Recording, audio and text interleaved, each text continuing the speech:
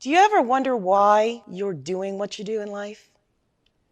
Do you wish that you could be really happy and passionate about what you do? Or maybe you already are and you want to expand in a different direction. Hi, I'm Barbara Ann, host of What the Why? I love what I do. A lot of that has to do with my story, my journey to this point in life. And guess what? Everybody has a story.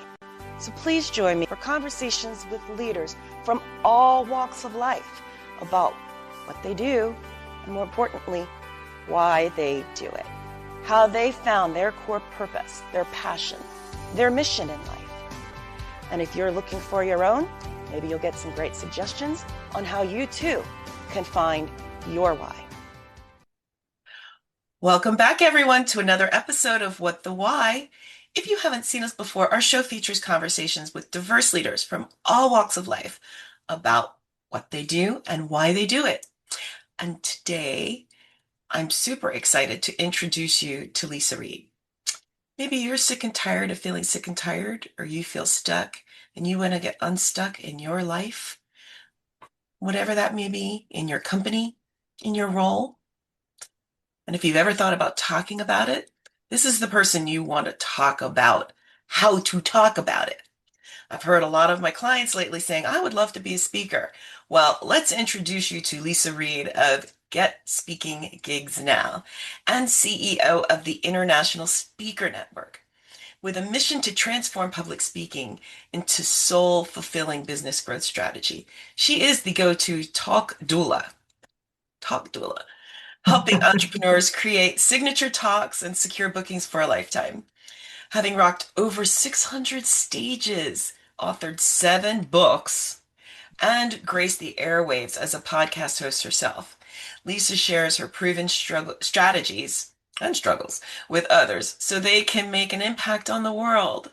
You're going to get to learn a lot from this woman, and her contact information is going to be in the comments below the podcast, wherever you're listening to or viewing it. But without further ado, please welcome me in a round of applause, our featured guest today, Leisa Reid, founder of Get Speaking Gigs Now. So yay, round of applause. Welcome, welcome, welcome. Thank you. I'm so excited to be here, Barbara Ann. It's fun.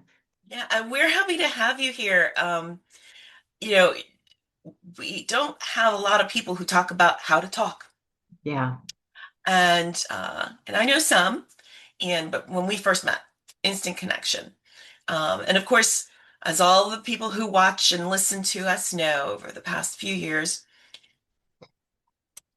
most of our guests really didn't think they'd be doing what they were doing. So the first question we always ask is, what did little Leisa want to be when she was growing up? Well, I always did want to be a teacher, and I often say I'm a teacher disguised as a speaker. When I was in gymnastics as a kid, I wanted to be a gymnastics teacher, which I did end up doing in college. I thought maybe I'll be a kindergarten teacher. And I thought, oh, those chairs are really tiny. I don't know about that. And, with the little chairs in the classroom. And I ended up in a career in education, and I had some teaching experience. I taught at Cal State Fullerton when I was getting my master's degree. I taught interpersonal communication. I loved it. What I didn't love was the politics and the research. I just wanted to be in front of the class. And so it's not really a shock that I ended up becoming a speaker, who to me is very similar to teaching. All right. So you move into the speaking realm. That is a very highly competitive environment to be in these days, if you believe what you see on social media. Yeah, How I did don't follow. I was like, oh, I don't think of it that way, but that's interesting. Yeah, as a coach, and some of our viewers that knew that this was coming just because we have relationships, um, we get inundated with, we can help you do this, we can help you do this, do that. Don't trust this, don't trust this. Um, and you just organically went and did it. So let's talk about how you went that route. How did you decide, okay, this is what I really want to do, and how can I, first and foremost, get speaking gigs now? Yeah. It's funny. Gosh, that's such an interesting question. I always was comfortable speaking. I didn't think I'm going to be a speaker. What happened was I have my bachelor's and master's in speech communication, but that was a long time ago in the 90s, right? Before the turn of the century. And then I went on to a career in, different various positions and own business ownership, ended up becoming an executive leader in a different university and knew that that wasn't really going to be the thing that I was going to end up doing for the rest of my life. And an opportunity came across my lap to work for a personal development company, helping them attract clients. And how they did that, they'd been around for many decades and they're still in existence, was to go and speak, give people an experience of the work that they did that was going to be life changing. And I myself had had some life changing results from the work that I had done with them. And that is how it started. My very first year working with them, I booked 83 speaking engagements on my own in my local area and brought in hundreds of clients to the organization. And then I would just rinse and repeat that again and again. So it wasn't so much about being a speaker. Speaking was the instrument in which, or the strategy in which we used to develop business. And I got really good at that. And I got really good at navigating different types of groups. I would speak to engineers, to moms, to realtors, to entrepreneurs. And I learned a lot along the way. And then people started asking me for help. And then because I had started what's now called the International Speaker Network. I had started that organization, and people in that group were always asking me for help. How did you get on so many stages? How do I get booked? What are you doing? And that is how eventually I created Get Speaking Gigs Now as my business. Wow. Now, based on your pathway, this was a really entrepreneurial move for you. Very much so, yeah. And, you know, how did you find the courage to take this unique and different, less traveled path? I think it built up over time. You were asking, what did I do as a child? I grew up with my dad as an entrepreneur. He was a hypnotherapist Oh, and and among other business ideas that, had varying success, some failures, but what are you going to do? And when I was deciding on my major in college, I said I wanted to be a business major because I want to have my own business one day. I just didn't know what that business was going to be. As you may, I don't know if you can relate to that, but I knew I wanted to do something, and I didn't use the word entrepreneur. I don't think that was as popular back then. This was in the, early 90s, late 80s. And I did have different businesses and different business ideas, and some were full-fledged and some didn't do so well. I got to say, I learned a lot, and some did great. But this was the one, the Get Speaking Gigs Now business was the one where I was like, okay, this is what I really want to do. I wasn't trying to make it work with something else or confine myself into a certain way that someone else wanted to be. This was truly what I felt organically people needed and were asking for, and that I mm, was really good at. So that's how it started. okay. So you decide you're going to do this. You've had experience yourself. People are coming to you for assistance. And you see, okay, there's some entities out there, but you become the CEO of the International Speaker Network. What prompted you to start your own network, as opposed to, say, getting more involved in the existing entities that were out there? There wasn't really, at the time, this was back in 2013, there was not anything that was close by because we used to meet in person. It was Okay. originally called the Orange County Speakers Network because I live in Orange County, California. And we would have the meetings at the office I worked out of, which was right across the street from the beach. So I would have people come from all over. They would drive like 2 hours to come hang out with me across the street from the ocean, Pacific Ocean, and enjoy and make relationships with other speakers. So it became really a passion project. And I remember there was another organization that's still in existence that serves speakers, but they were it was more geared towards keynote. Selling from stage was kind of not okay. If it, like it, I don't know. There was some judgment about that. But I'm like, well, selling from stage works really well. Like I get tons of clients this way, and I know lots of coaches who they would be great on stage. And when we say sell from stage, I didn't mean hit them over the head with, the sales Mhm. stick. It's like creating a authentic invitation, making it, you're allowing people to get some value and get to know you and then go, oh yeah, I like that person. I resonate. I think they could help me. That's what I meant when it comes to selling from stage. And there wasn't anyone supporting that type of a speaker at the time. So you've been on over 600 stages. To the extent that you can share, what are some of the more memorable ones that stand out in your mind? One was I had I would used to speak quite often, like 60, 70 times a year. Now I speak more like 30, 40. But there was one week where I had two speaking engagements back to back. Like, one was on a Tuesday, one was on a Thursday, something like that. And the first one, I got the address and I went, I knew it was at someone's home, but I didn't know where they lived. And I pull into a trailer park. And I literally gave a presentation in a double wide trailer, Barbara Ann, with like 7 women. Wow. Okay. Now, the couple days later, I go to a very high-end, exclusive, private country club this is in Newport Beach, California, valet parking and the whole thing. And the room is full of women who donate a minimum of $1,000 to a nonprofit. And I'm asked to be the speaker. So same talk, Wow. same talk. Now, I did for the one that was at the country club. I'm thinking, well, this is great. Everyone's got money. That's not going to be an issue. Da, da, da. I'm thinking, oh, okay, it's be a great place for people who have time and the finances to invest in their personal development. And that's what I was offering at the time. And I did attract one client from that opportunity, and she did go on to spend several tens of thousands of dollars.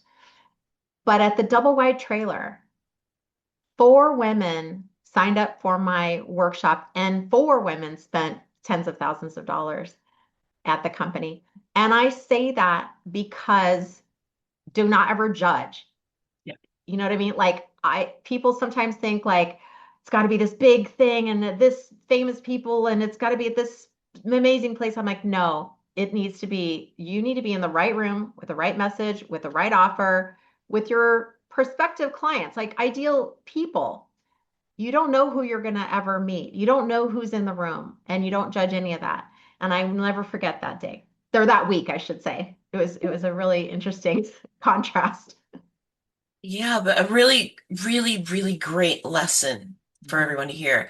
In fact, one of my own coach clients once said, don't make purchasing decisions with somebody else's wallet, and because you don't know what they can or cannot do. Yeah, And somebody else once said, it's about the value that people see in it. 100%. And it sounds like the women that you were working with really saw the value in it. Yeah. So you've now launched that, and then I'm still unclear. So help us understand when the books started coming. Oh, well, I would go and speak. At the time I didn't have a book, and oftentimes the organizer would say to me, "Well, you can have a table and put your books on the table and sell your books." And I would say, "Well, I don't have a book, but thanks for offering." Hmm.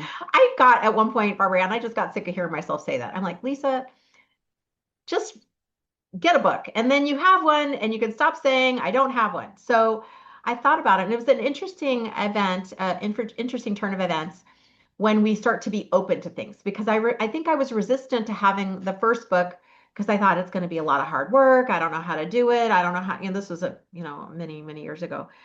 And instantly I heard myself say that in my mind and I shifted it. And I said, wait a second. What if you found someone who was just going to do all the legwork and all you had to do was write a chapter and it was really easy and then you'd become an author? 2 days later, I'm at my speaker network and a woman who I'd never met before comes to the meeting, stands up, says, I do all the hard work and I all you need to do is write a chapter. It's so easy. Who's interested? I'm like, oh, Thank you. I will take that offer. And that was my first entrance into being an author. And one thing I think is important to note is that once you're an author, you can't not be an author.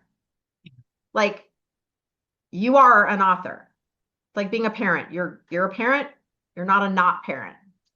Even if your child isn't there anymore, you still were a parent.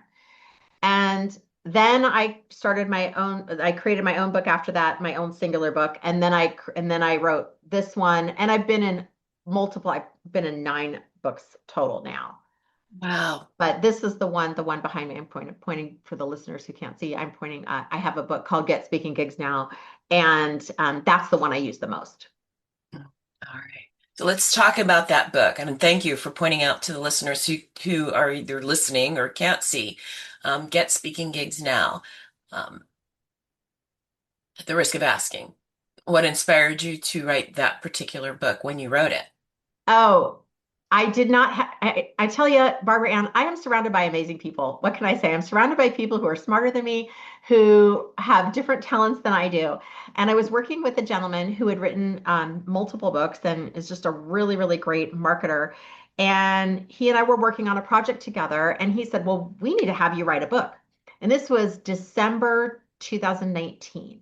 Mm. I think we met November 2019. And I went to sleep. I said, well, that's not my focus right now, but maybe next year is what I think I said. I went to bed, and he's one of these guys who works all night long. And I woke up, and in the morning, I checked my email, and there is my book cover in an email. And he said, what do you think about this? And he designed the front and the back of the book cover. And I was like, wait, what? I'm not writing a book. He's like, yeah, I think you do need to do it. And I wrote that book over a weekend and had it Wow. in my hands by January 2020. Okay, wait. You wrote the book in one weekend. Yes, because here's the thing that most entrepreneurs and business owners, especially coaches, don't always realize. You're probably sitting on a ton of content that you have developed and written, but it's just been only in a certain area. Maybe it was a workshop or it was a course or a talk or a whatever. And I had my 7-step framework that was fully developed. I give this in my speakers training academy. I have videos, I have handouts, I coach on this all the time. And so I used that framework that I had already written and condensed it and shifted it. It's not exactly the same content, but it follows the same framework. And I just repurposed it. Wow. Okay. Um, I and work really fast. which is awesome. Yeah. Obviously, I mean, you're literally talking a weekend. Yeah. You generated a book. Um, And this was before AI. Now you can do it in 5 minutes. Interestingly, yes, I just I did actually, really write it. I really did write it. I- and I believe you. And anybody I think out there who is watching this that knows you, trust your integrity to the extent that, yeah, they believe you too. Especially if they've heard you speak.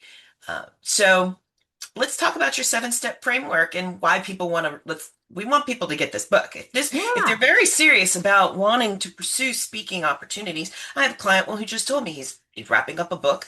Didn't even tell me he was writing a book. He's wrapping up a book and he had so much fun on my podcast. He's like, I want to do more of this. I'm like, okay. Yeah. It's not what we originally started out for, but you know, great. So Wonderful. your strategies. Let's give a high level overview of what people can read about when they go and pick up your book. Yeah, well, the first one is to get your talk ready to rock. It's very difficult to become a speaker if you do not have your talk dialed in. You want to be at that ready, I'm ready, put me in coach mode. Second thing, and these aren't necessarily in chronological order, it's just these are the things that people would ask me, how'd you get so many bookings? And I'm like, well, what are all the things? Okay, so that's one. Number two, you want to start to develop your speaking gig pipeline. Like, what would that even look like? Where would you go speak? Number three, you want to figure out how to monetize your speaking, not just keynote fees, but how else can you monetize? There's all these different ways. And each of my clients have their own custom way that they monetize. It's not all one way all the time for every single person. So we want to get creative so that you're always monetizing when you share your message. Number four, you want to Learn how to, I'm going to cheat and I'm going to look at back. Go for Seven it. is always a hard time to remember, but number four, yes, I was correct. Systems to getting asked back again and again. A lot of times people think, oh, I just want to get one speaking engagement. I'm like, well, one is not really going to be a consistent marketing strategy. How do we do this consistently? You need to have a system so that you know what opportunities are correct, so that you show up on time, all these things. Number five, you want to have a speaker sheet that can come in many different forms versus how it used to be. It used to be just a piece of paper. Now it's like, well, it could be digital, PDF, landing page, all these different things. Number six, you got to keep your speaking gig pipeline full because, like I said, just one reach out's not going to do it. It's like, how do you keep it full over and over again? And I've been speaking for over 10 years now, and I speak usually 30, 40 times a year without cold reach out. Number six is like the scripts to actually getting those conversations, getting those bookings on stage. What do you say? How do you approach somebody who has an opportunity? You don't want to seem like salesy, creepy, weird, kind of like what we were talking about earlier. You want to seem authentic and on the same page. How do you start to broach those conversations if you've never had them? So that's the seven. Awesome. Awesome.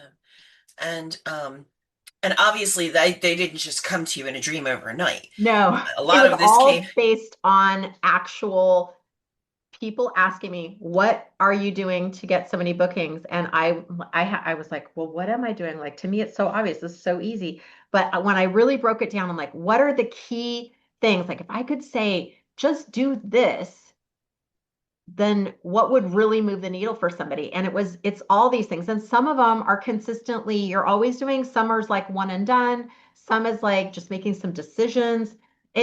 And sometimes we ebb and flow with our business. Like it's not always the same thing. Sometimes we change programs or we change industries. I've had clients do that where they completely change.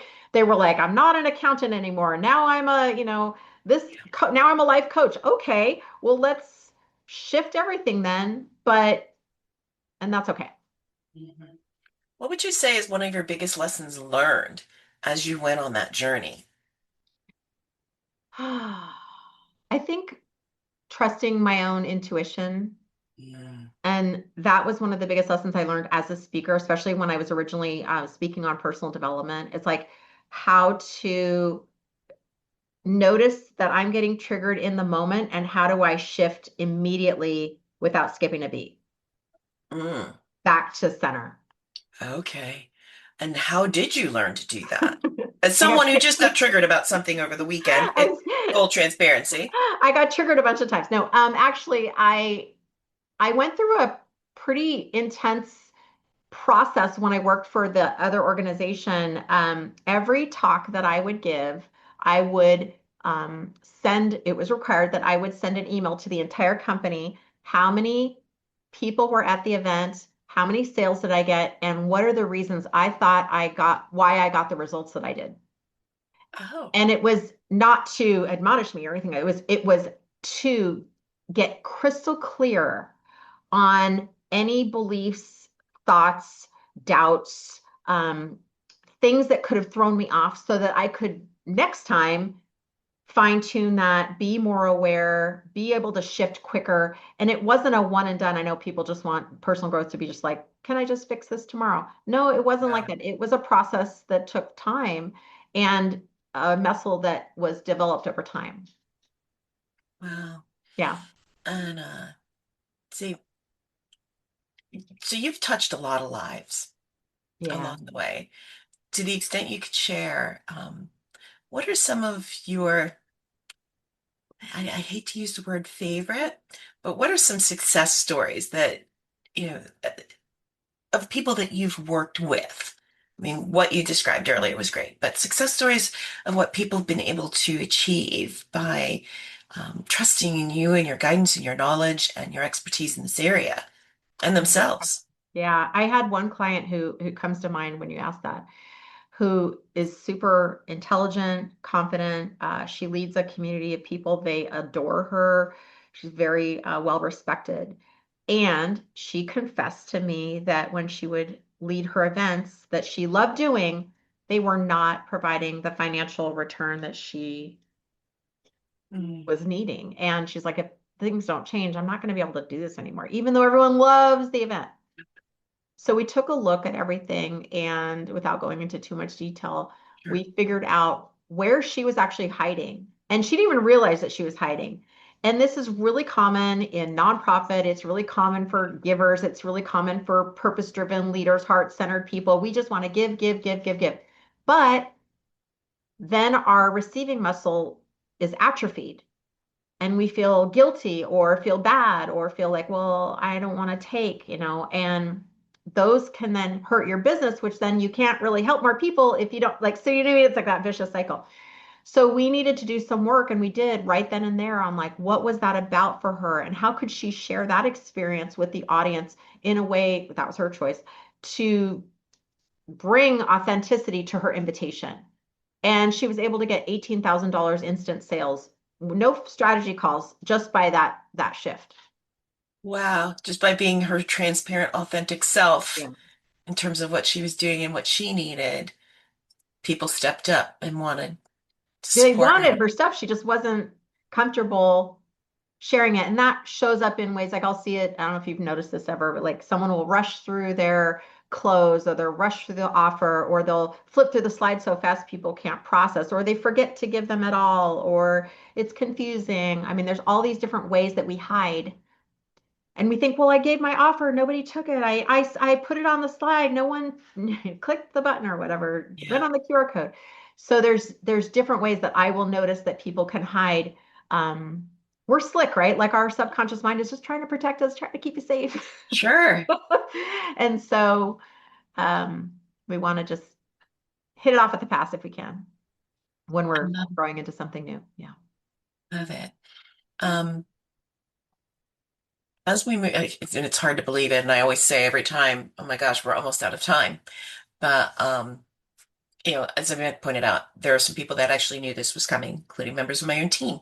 They were like, oh, um, in addition, above and beyond what you have in your book, if there's any advice you have to someone who's thinking about choosing a different path, whether it's this one or a different path from this, what advice would you have for them? I always say, do what makes your heart sing. I think we know, like you even asked, what did I want to be as a child? I think a lot of times we know what we're supposed to be doing here on this planet. And then we can get sidetracked or get laden with other Yeah. responsibilities that take us off path just for various reasons. But when we really listen to that deeper part of our being, it becomes pretty obvious. I've had a client who came to me, she said she has been wanting to be a speaker her whole life, and she's in her 70s now, and she hired me because she's like, if I don't do this now, when am I going to do it? And she's just like, I'm tired of being shy. I'm tired of being quiet and hiding this true part of myself. And that is awesome. That is awesome. And kudos to her for finding the courage to do that. Yeah, Uh, it takes courage to do something different. yeah. Um, and for those who are interested in doing something different by learning more about how you can help them do it, um, as I mentioned at the very beginning, your information is going to be posted in the chat and comments below everywhere that this podcast is posted, audio as well as visually. But what's an easy way for them to find you that they can hear from an audio perspective right now? Yeah, they can go to getspeakinggigsnow.com/tips and you'll instantly get 5 top tips to get more speaking gigs and even a bonus. There's going to be a bonus tip in there too for you. So that'll help you out. That's getspeakinggigsnow.com/tips. Okay. And if people are interested in having you come and speak to them, same place? Yes, you can go to getspeakinggigsnow.com and there's a tab on there that will say like book Lisa for speaking. Okay. And then, of course, related to all of it is the International Speaker Network. Yes, that's at ispeakernetwork.com. Oh, so many different links. So many different. You'll find me. And again, for our viewers and listeners, this information is going to be made available in the links below, where on whatever platform that you are accessing this recording. But we also wanted you to have it in the actual content itself. So, um, Thank you so much for joining me from across the country Oh, thank you to for interviewing me today. Oh, it's our pleasure. And when you have your ninth and tenth books, we'll have to have you come back and talk about them too. So thank you again. And please, if this is something you've ever thought about, and like I said, some of you actually reached out to me and said, wait, I heard. Yes, you heard, and now you've heard. So definitely reach out to Leisa, check her out. And as I've said from the beginning, ever since we pivoted from our show, our online streaming television show, into a podcast, our guests just keep getting more and more amazing. So we thank you for staying with us and watching us. And if this content is helping you in any way, shape, or form, and you think it can help others, please like and share. There's so many viewing choices out there and listening choices, and it's not lost on us. And we appreciate how much you are putting your energy into spending time with us. And for those who are new or those who just need a reminder, always remember, whether you're looking to make changes in your life, no matter how big or small, tune in again for more interesting, illuminating, and fascinating conversations with guests like Leisa, who decided that her path was going to be a little bit different what she initially thought it was going to be. But in the end, she found her purpose and she lived it.